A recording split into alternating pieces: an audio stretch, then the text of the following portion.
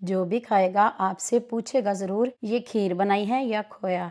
तो आज मैं आपके लिए बग़ैर खोए के, बग़ैर मिल्क पाउडर के बहुत ही क्रीमी मज़ेदार खीर बनाने की रेसिपी लेकर आई हूँ। ना घंटों मेहनत करने की ज़रूरत, सिर्फ 30 मिनट में आप ये मज़ेदार सी खीर बना लेंगे।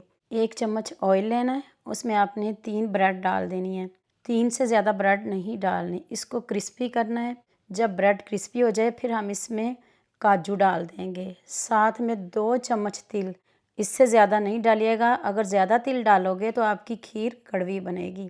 तो तीनों की अच्छे से बुनाई करनी है, बहुत ज़्यादा बुनाई नहीं करिएगा।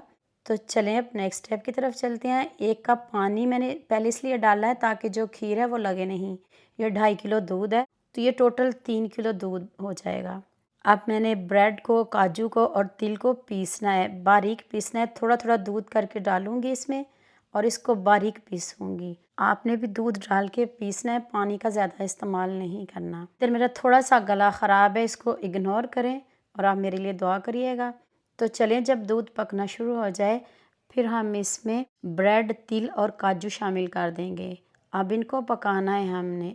इतना पकाना है, कितना पकाना है मैं अभी आपको सारा कुछ बताऊंगी। आपने वीडियो पूरी देखनी है। 1.5 कप मैंने उबले हुए चावल लिए हैं, हर चीज़ पकी हुई है, बॉयल है। फिर मैंने दोबारा से इसमें दूध शामिल किया है, 1 कप दूध शामिल कर लें, लेकिन चावलों को भी बारीक पीसेंगे।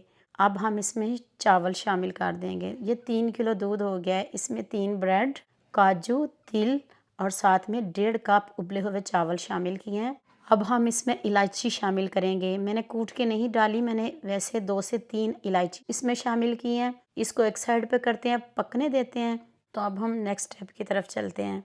1.5 कप मैंने चीनी लिया है, इसमें आपने कोई पानी शामिल नहीं करना है। इसका कलर चेंज करना है, गोल्डन सा कलर लेके आना है। हल्की आंच पे इसको पकाना है, ज़्यादा डार्क कलर नहीं करिएगा वरना सारी खीर कड़वी बन जाएगी। देखिए कितना प्यारा कलर आ गया है। तो अब आपने इसको खीर में शामिल कर देना है। दोबारा से हम इसको 10 मिनट पकाएंगे।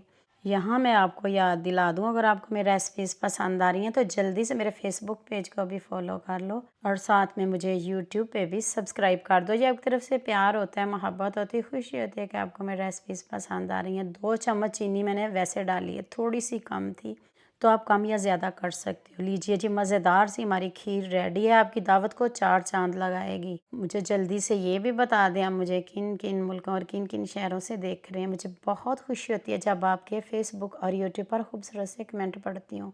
आप सबका खूबसूरत कमेंट करने का बहुत बहुत शुक्रिया।